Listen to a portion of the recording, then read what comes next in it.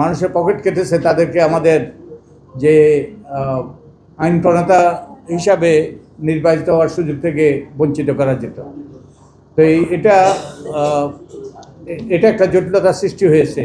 অনেকের বিরুদ্ধে ঋণ খেলাপের অভিযোগ ছিল এবং তারা আদালত থেকে স্টে অর্ডার নিয়ে তারা নির্বাচনে অংশ নিয়েছে এবং নির্বাচন কমিশনেও অভিযোগ উঠেছে যে তারা অনেক ক্ষেত্রে ছাড় দিয়েছে, শিথিলতা প্রদর্শন করেছে। এছাড়া দ্বৈত নাগরিকের বিষয় নিয়েও অনেক প্রশ্ন উঠেছে।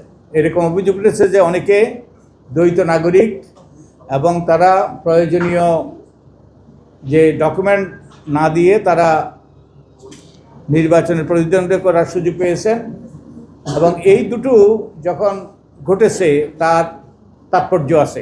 প্রথমত এইসব সমস্যা উদ্রেকও হতো না, এইসব সমস্যা সৃষ্টি হতো না যদি নির্বাচন কমিশন আমাদের যেই নির্বাচন ব্যবস্থা সংস্কার কমিশনের পক্ষ থেকে আমরা যে সুপারিশগুলো করেছিলাম, আমরা একটা সুপারিশ করেছিলাম যে 6 মাস আগে যে ঋণ খেলাপিদের ঋণ রেগুলারাইজ করতে হবে এবং অভ্যাসগত ঋণ খেলাপিদের কোনোভাবেই তাদেরকে নির্বাচনে অংশগ্রহণ করতে দেওয়া হবে না।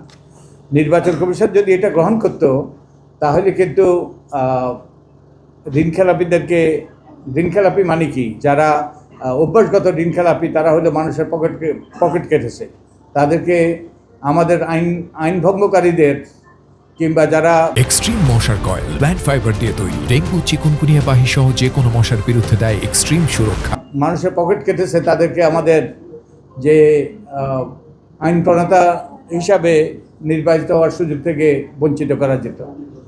তো এটা একটা জটিলতার সৃষ্টি হয়েছে। আর যেটা নির্বাচন কমিশন করেছে তার আগে যে আদালত যে তাদেরকে সুযোগ দিয়েছে এবং আমরা জানতে চাই কি বিবেচনার সুযোগ দিয়েছে। যে সুস্পষ্টভাবে আদালতের রায় আছে মনোনয়নের ক্ষেত্রে নির্বাচনের কমিশনেরই সিদ্ধান্ত চূড়ান্ত।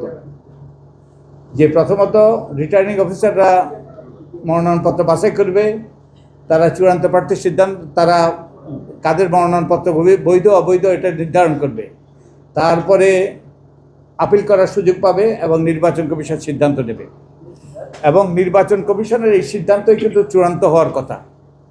আদালত শুধুমাত্র দুটো ক্ষেত্রে আমাদের উচ্চ আদালতের রায় আছে, আদালত শুধু দুটো ক্ষেত্রে, একটা হলো কোরাম নন জুডিস এবং ম্যালিস ইন ল, অর্থাৎ নির্বাচন কমিশনের এখতিয়ার বহির্ভূত এবং বেআইনি সিদ্ধান্তের ক্ষেত্রেই শুধুমাত্র আদালত ইন্টারফেয়ার করবে।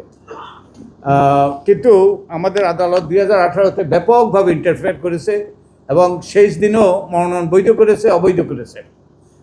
তো এবার আমরা জানি না, এবং আপনাদের জন্য খতিয়ে দেখার এটা একটা সম্ভাব্য ইস্যু যেটা আপনারা খতিয়ে দেখতে পারেন এবং আদালত তার এখতিয়ার বহির্ভূতভাবে এই যে malice in law and coram non judice এগুলোর বাইরে আদালত হস্তক্ষেপ করেছে কিনা।